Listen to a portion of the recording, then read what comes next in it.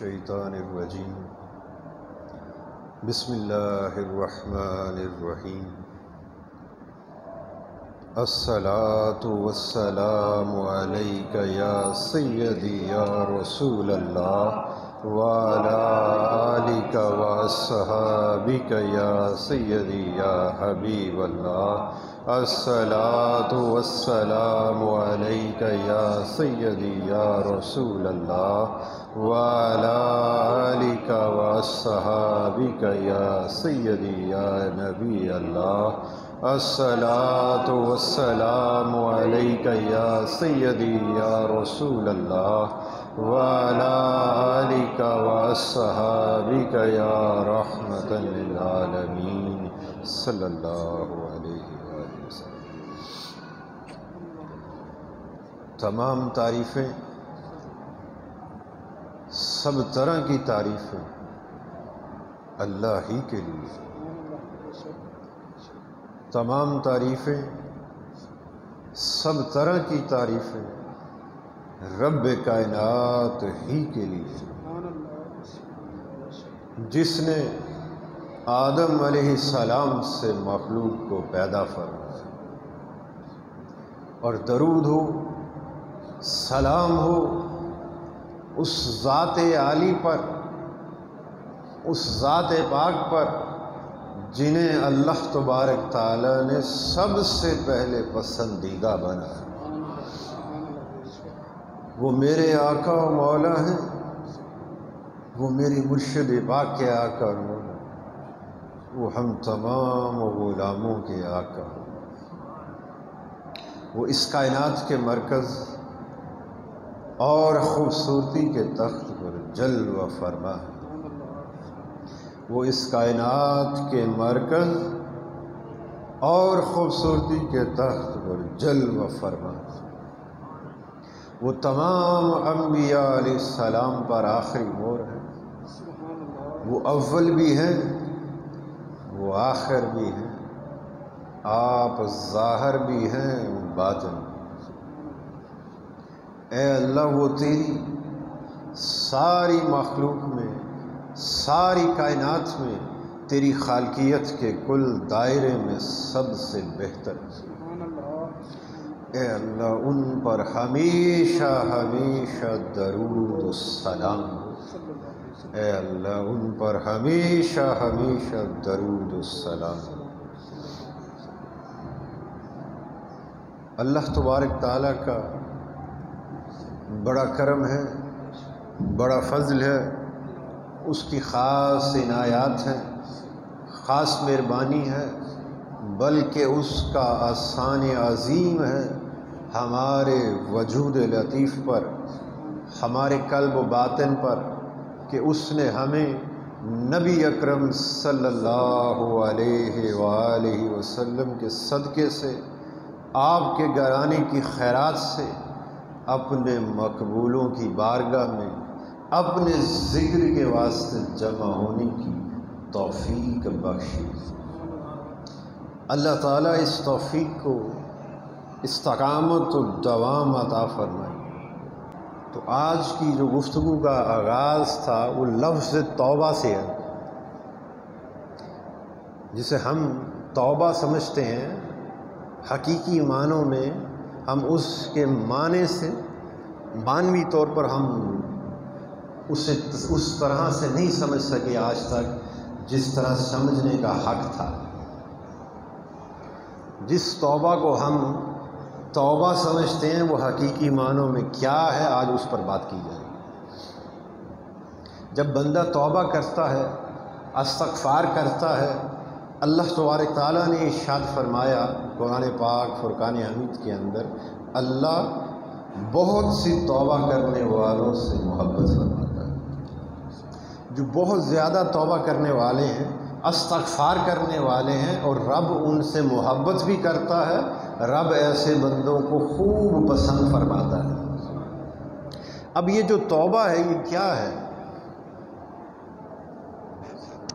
اگر معنوی طور پر اسے دیکھا جائے تو توبہ کہتے ہیں رجوع کرنے کو، کسی طرف متوجہ ہونے کو، مثال کے طور پر اگر انسان کسی گناہ کے اندر تھا، خطا کے اندر تھا، تو کسی ایک کام کو چھوڑ دینا اور چھوڑ کر کسی اور کام کی طرف متوجہ ہو جانے کو توبہ کہتے ہیں۔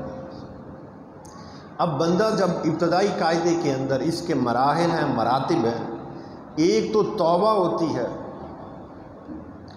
ایک انابت ہے، اس سے اگلا درجہ، اور ایک تیسرا درجہ جو ہے وہ اوبہ ہے۔ اب جب بندہ خرافات کے اندر ہے، فسق و فجور کے اندر ہے، گناہوں کے اندر ہے، غفلت کے اندر پڑا ہوا ہے، تو اسے جب احساس ہوتا ہے کہ میں غافل ہوں، میں گناہ گار ہوں، خطا کار ہوں، تو وہ اس کام کو چھوڑتا ہے اور اللہ تعالیٰ کی طرف متوجہ ہوتا ہے، تو فرمایا یہ توبہ ہے۔ تیرا گناہوں کو چھوڑ کر، خطاؤں کو چھوڑ کر، غفلت کو چھوڑ کر میری طرف متوجہ ہونا، جو یہ جو عمل تھا، یہ کیا ہے؟ یہ تو نے توبہ کی ہے۔ اور جب تو نے توبہ کی ہے تو پھر کس کی طرف توبہ کی ہے؟ جو تواب الرحیم ہے۔ اے میرے بندے، تو نے گناہوں کو چھوڑا، ترک کیا اور میری طرف متوجہ ہوا ہے، آجا پھر جو ایک بالشت میری طرف آتا ہے، چل کر میری طرف آتا ہے، میں دوڑ کر اسے اپنے سینے سے لگا لیتا، سینہ رحمت سے لگا لیتا۔ اب یہ جو دوڑ کر سینہ رحمت سے لگانے سے مراد کیا ہے؟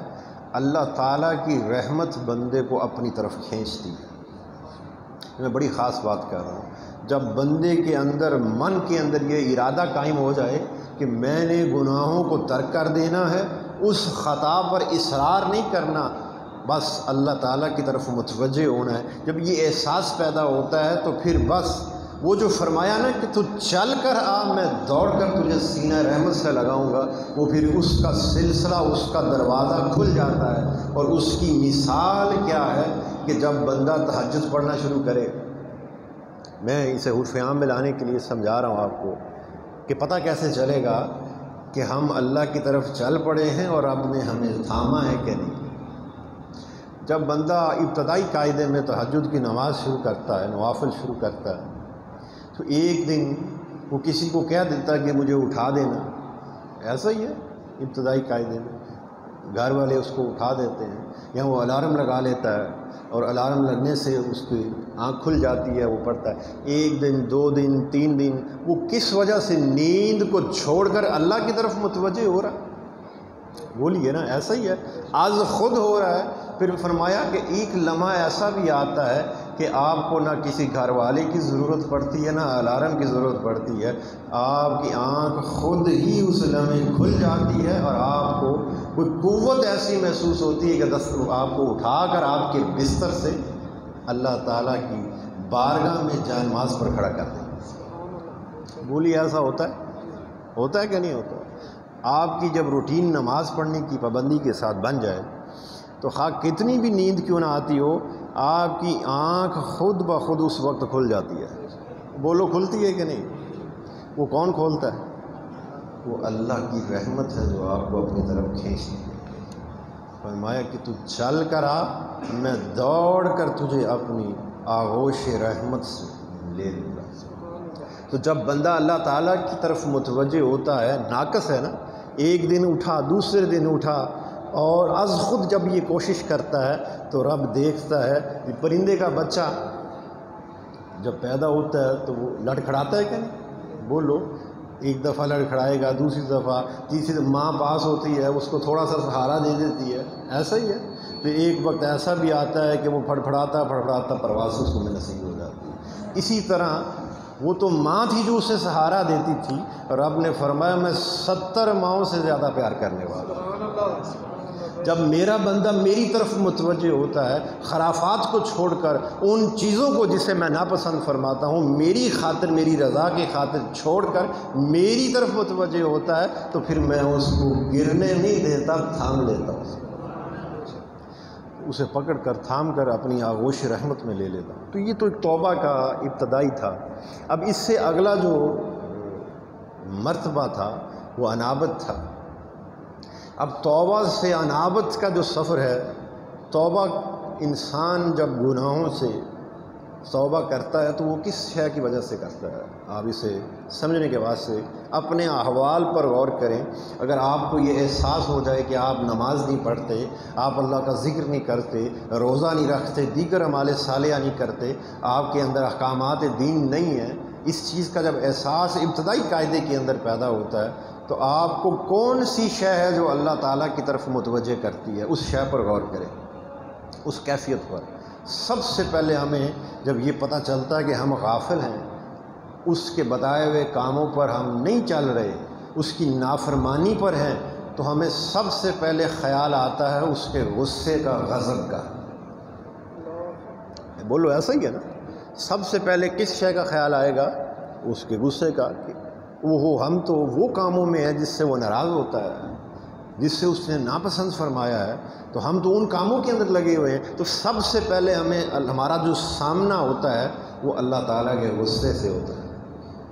ہم اسے دیکھ کر ہمارے من کے اندر ایک خوف پیدا ہو جاتا ہے، پھر جہنم نظر آتی ہے۔ ایسا ہی ہے، نماز نہیں پڑھیں گے، دیگر معاملات نہیں کریں گے تو پھر ہمیں جہنم واصل کیا جائے گا۔ سزا اور جزا کا معاملہ ہوگا تو ہمیں جہنم کا جب خیال آتا ہے، اللہ تعالیٰ کے غصے کا خیال آتا ہے، تو ہماری طبیعت کے اندر ایک بے چینی سی، ایک خوف کی کیفیت پیدا ہو جاتی ہے۔ ایسا ہی ہے، وہ خوف ہمیں اس گناہ کو ترک کرنے پر قوت دیتا ہے اور اللہ تعالیٰ کی طرف متوجہ ہونے پر۔ وہ جو توبہ، میں نے لفظ توبہ کا، اس توبہ کی توفیق ہمیں کون دیتا ہے؟ وہ خوف جہنم کے عذاب کا۔ ابتدائی قاعدے میں جب نماز کے لیے نمازی کھڑا ہو جاتا ہے، اس سے پوچھا جائے بھی کس شے نے تجھے مصلی پر کھڑا کیا، کس شے نے تجھے نیند سے اٹھا کر اللہ تعالیٰ کی بارگاہ میں حاضر کیا ہے، تو وہ کہے گا اگر میں ایسا نہ کرتا تو مجھے عذاب ہونا تھا، مجھے جہنم کی آگ کے ڈر سے میں کھڑا ہوں، میں جہنم سے خوف زدہ ہوں، اللہ کے غصے سے، غضب سے خوف زدہ ہوں۔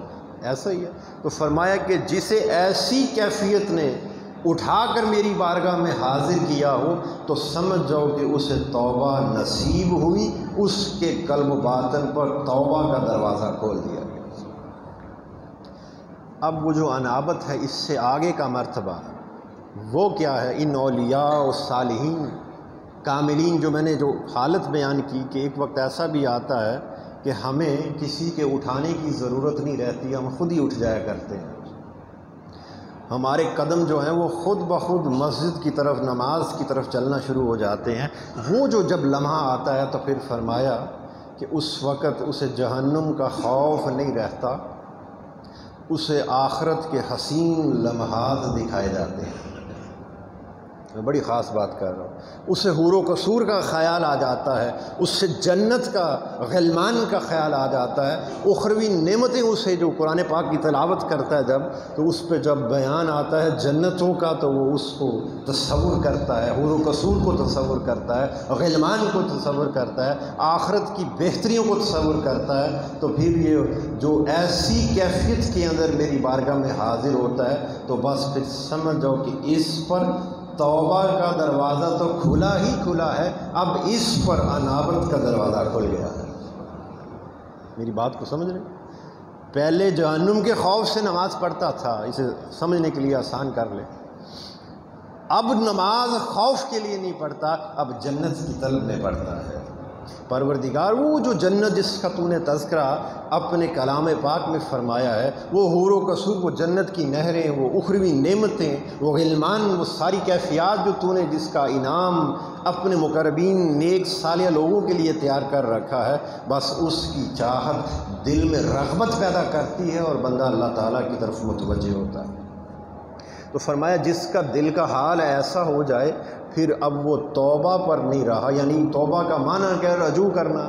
اب اس کا رجوع کرنا کسی شے کو چھوڑ کر نہیں ہے، وہ تو چھوڑا چھڑایا ہے۔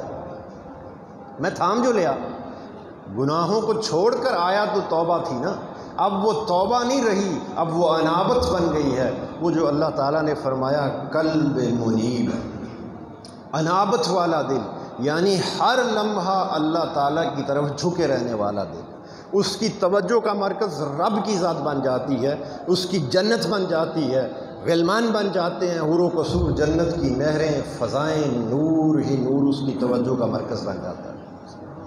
بس وہ پھر ان چیزوں کی رغبت کے اندر نماز قائم کرتا ہے، درود و سلام پڑھتا ہے، اعمال صالحہ قائم کرتا ہے، وہ ساری چیزیں پھر اس کو کون سی شے کھینچتی ہے اپنی طرف؟ وہ جنت کا خیال اسے کھینچ لیتا ہے۔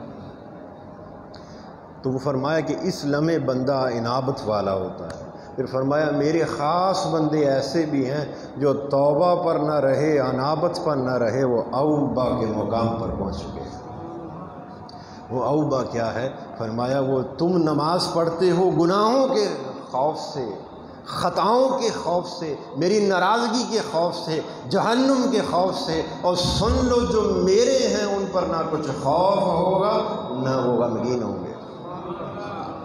خوف سے بری، غم سے بری، بس جو میرے ہیں ان پر نہ خوف ہے نہ غم ہے، بس وہ میری طرف جب متوجہ ہوتے ہیں تو ان کا مجھے یاد کرنا اوبا اوبا ہے۔ اب وہ اوبا کیا ہے؟ پہلا بندہ تم مجھے یاد کرتے ہو، نماز قائم کرتے ہو، جہنم کے خوف سے، میرے غصے کے خوف سے لرزتے ہوئے۔ اب دوسرا درجہ کیا ہے؟ تم مجھے پکارتے ہو جنت وہ جو میں نے تیار کر رکھی ہے نیکوکاروں کے لیے، بہشت کی طلب میں مجھے یاد کرتے ہو، اور یہ جو میرے مقربین ہیں، مقام اوبا پر فائز ہیں، ان کا حال یہ ہے انہیں نماز پر کھڑی کون سی شے کرتا ہے؟ وہ میری حیا ہے۔ بات کو سمجھ رہے؟ ان کو دامنگیر نہ خوف ہے جہنم کا۔ حضرت بی بی رابعہ بصری آپ ایک مرتبہ تشریف لے کے جا رہے، ایک ہاتھ میں آگ تھی، ایک ہاتھ میں پانی۔ کسی نے دیکھا تو اس نے سوال کیا، بی بی جان ایک ہاتھ میں آگ ہے اور دوسرے میں پانی ہے، ارادہ کیا ہے؟ آپ فرمانے لگے، یہ میں مقام اوبا سمجھا رہا ہوں آپ فرمانے لگے کہ میں پانی اس لیے لے کے جا رہی ہوں کہ اس رب کائنات کی جہنم کو بجھا دوں، اور آگ اس لیے لے کے جا رہی ہوں کہ اس رب کی جنت کو جلا دوں۔ بس پھر نہ جہنم رہے نہ جنت رہے، اور جو بھی سجدہ ریز ہو فقط یار کے واسطے۔ کوئی جہنم کے خوف سے نماز نہ پڑھے، کوئی جنت کی طلب میں نماز نہ پڑھے، نہ جہنم رہے نہ جنت رہے، بس پھر جیڑا بھی نماز پڑھے اللہ دی حیا وچ پڑھے، اللہ کی محبت کے اندر پڑھے، اس کی رضا، اس کی خوشنودی کے واسطے پڑھے، اس کی لقاء کے واسطے پڑھے۔ تو پھر یہ ایک روحانی بات ہے، ایک عالم کشف کی بات ہے کہ ایسے اولیاء اور صالحین جو ہیں وہ اس کی جہنم کو بھی بجھا بیٹھے ہیں۔ اور بولو امام زین العابدین رضی اللہ تعالیٰ عنہ، آپ نماز پڑھ رہے، آگ لگ گئی گھر کو، تو جب آگ لگ گئی تو ایک چیخو پکار تھی، لوگ بھاگے اس کو بجھانے کے واسطے۔ آپ اپنی نماز کے اندر نماز سے فارغ ہوئے تو اس وقت تک آگ پر قابو پا لیا گیا۔ کسی پوچھنے والے نے پوچھا، عرض کی بھی حضرت گھر کو آگ لگ گئی تھی۔ آپ فرمانے لگے مجھے اس آگ سے کیا لگے، میں جہنم کی آگ بجھا رہا تھا۔ تو فرمایا جو میرے خاص بندے ہیں وہ جہنم کی آگ کو بجھا بیٹھے ہیں اور بہشت کو جلا بیٹھے ہیں، یعنی اس کی رغبت کو، اس کی محبت کو اپنے من سے جلا بیٹھے ہیں، صاف کر بیٹھے ہیں۔ بس ان کا دل نہ جہنم کا خوف اس کے اندر ہے کیونکہ میں نے انہیں بری کر دیا ہے، اور نہ بہشت کی طلب ہے، وہ چاہتے ہیں تو بس مجھ سے مجھ کو چاہتے ہیں۔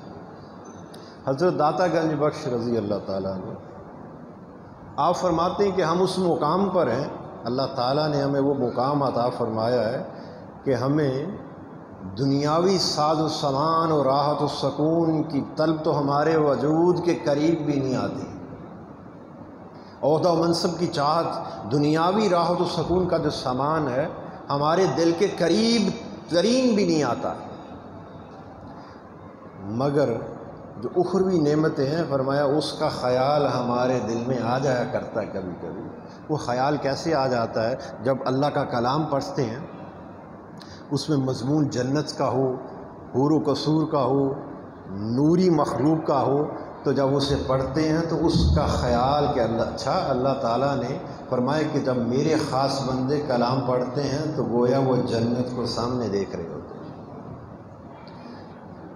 قرآن پاک کے اندر جس بھی شے کا، جیسے آپ حدیث مبارکہ اگر سنیں، پڑھیں یا سنیں، تو در حقیقت آپ اس مقام پر وجدانی کیفیات جب اس پر غور کرتے ہیں تو وجدانی کیفیات میں آپ اس مقام پر، اس وقت عظیم پر پہنچ جاتے ہیں کہ مجمع ہے، حضور علیہ الصلوۃ والسلام کی کچہری لگی ہوئی ہے اور صحابہ کرام موجود ہیں اور آپ فرما رہے ہیں۔ ایک خیال پیدا ہوتا ہے جب آقا کا کوئی فرمان پڑھا جائے، اور بولو جس ہستی جو راوی ہوں اس کے، آپ اس راوی کے، میں بڑی خاص بات کر رہا ہوں، ان کے وسیلے سے کچہری مصطفیٰ میں پہنچ جاتے ہیں۔ اسی طرح توجہ جب ان کی کامل ہو جاتی ہے اللہ والوں کی، تو وہ کلام پاک پر جب تلاوت کرتے ہیں تو جو بھی مضمون ہوتا ہے وہ ایسے گویا وہ اپنی نگاہوں کے سامنے دیکھ رہے ہیں۔ تو فرمایا کہ جنت کا خیال دل میں آ جاتا ہے، مگر جس لمحے آتا ہے اسی لمحے ہم اسے نکال باہر کرتے ہیں۔ پوچھا گیا پھر دل میں کیا رہتا ہے؟ فرمایا دل میں فقط اللہ ہی کی ذات بستی ہے، ہم اس سے اس ہی کو مانگتے ہیں۔ تو جنہیں ایسی کیفیت نصیب ہو جائے، ایسا اللہ تعالیٰ کی طرف رجوع نصیب ہو جائے، رجوع کامل نصیب ہو جائے، اسے کہتے ہیں یہ بندہ، یہ ہستی اوبا کے مقام پر فائز ہے۔ وہ جو قلب شہید ہے، انابت والا قلب منیب تھا، بولو، اور پھر اس سے اوپر کا درجہ جو قلب شہید ہے، فرمایا یہ قلب شہید والے ہیں، یہ فقط مجھ سے مجھ ہی کو مانگتے ہیں۔ تو اللہ پاک سے دعا کرے، اے اللہ حضور علیہ الصلوۃ والسلام کے نالین پاک کی خاک پاک کا صدقہ ہمارے تمام صغیرہ و کبیرہ گناہ معاف فرما، ہماری تمام خطاؤں کو درگزر فرما دیں۔ اے اللہ ہمیں قبر کے عذاب سے، محشر کے عذاب سے، صراط اور میزان اور قبر کی ہولناکی سے، موت کی سختی سے بچا لیں، ہمارا خاتمہ ایمان پر فرمائے۔ اے اللہ ہمیں ان صالحین جیسی پاک پاکیزہ زندگی عطا فرما، اپنے مقربین جیسے اعمال صالحہ کرنے کی توفیق عطا فرما، تسبیحات کرنے کی توفیق عطا فرما، عبادات کرنے کی توفیق عطا فرما۔ اے اللہ ہمیں پاکیزہ نفس عطا فرما، اے اللہ ہمیں قلب سلیم عطا فرما دے۔ اے اللہ ہم سے وہی کام سرزد ہوں جسے تو پسند فرماتا ہے، ہمیں ہر اس کام سے روک لے، بچا لے جسے تو نے ناپسند فرمایا۔ اے اللہ حضور علیہ الصلوۃ والسلام کے نالین پاک کی خاک پاک کا صدقہ، میرے مرشد پاک حضرت خواجہ میاں محمد قلب سلیم رحمۃ اللہ علیہ، آپ کو دائماً اپنی رحمت کی جھولی میں رکھنا، آپ پر دائماً اپنی رحمت کا سائبان تنا رکھنا، آپ کو ہمیشہ حضور علیہ الصلوۃ والسلام کی آغوش غلامی، قربت خاص میں کالی کملی کے سائے تلے رکھنا۔ صلی اللہ علی حبیبہ سیدنا محمد و آلہ و اصحابہ وسلم۔